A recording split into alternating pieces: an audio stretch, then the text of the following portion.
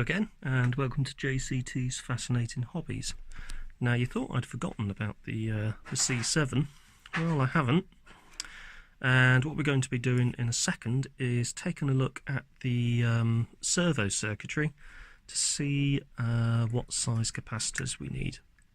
What we're looking at the moment is the clock and the problems that, after reading up on this, you can actually get with the clock itself.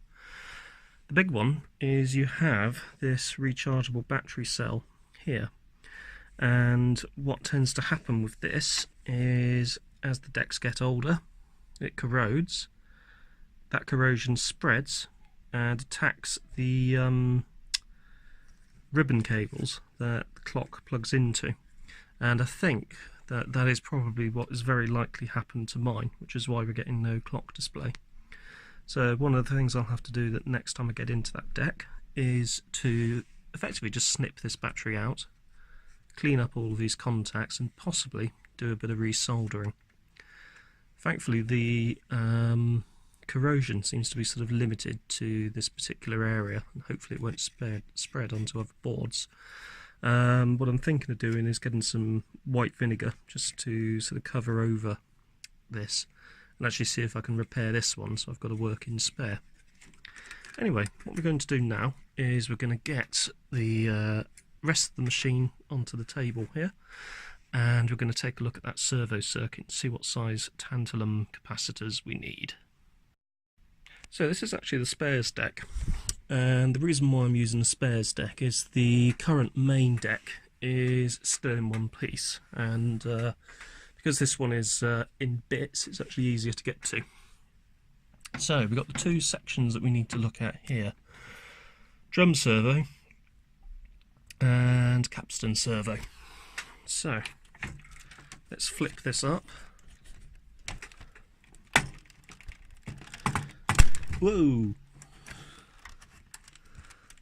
Let's see if we can get a look at these capacitors. First thing I'll do is this wiring connector here can come off, allowing that to sit in a much happier state. So thankfully you can actually see what's going on here. So we have, I've seen these referenced previously, got these four little caps here, which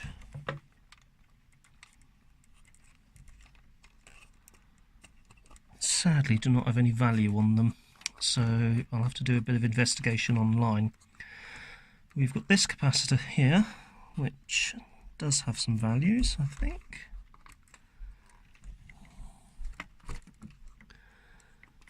One is a 1 microfarad 50 volt cartridge type. This one, that is on C37. I've seen that one referenced before actually. Right, this one is I think that's 38. That one is a 50 volt 50? Go on, focus, can you focus on that? Yeah, 50 volt, focus on that. 50 volt 0.47 microfarads.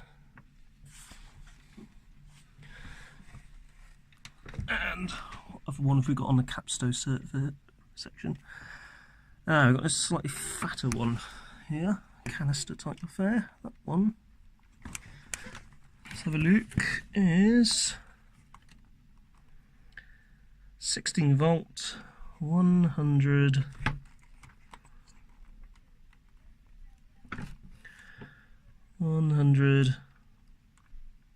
microfarads, I think. Now, let's have a look at the drum servo section.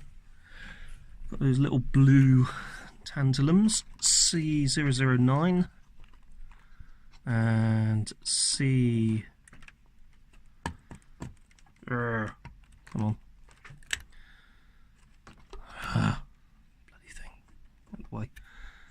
C008. I've also got C011 and C012. So C012 is, I want to say 50 volts, 33 microfarads. This one is different to the others. That's probably been replaced at some point in the past, actually.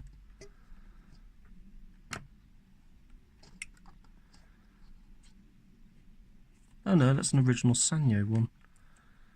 0.47 microfarads, 25 volts at a guess. So we're going to need a few different capacitors to replace on this, but replace them we shall. What are these ones? These apparently aren't as affected. C017, because normally apparently it's these ones, these two, and these two, which cause us the problems. But if I'm replacing these ones as well, maybe worth getting some of these ones replaced at the same time. And there we are. So access to the board doesn't actually look that terrible. We've been in there before. There's no problems getting to it. And that will be the next stage for the C7. Anyway, thank you very much for watching. If you have found this video useful, don't forget to hit that like button and also consider subscribing for more upcoming fascinating hobbies. Thank you very much for watching.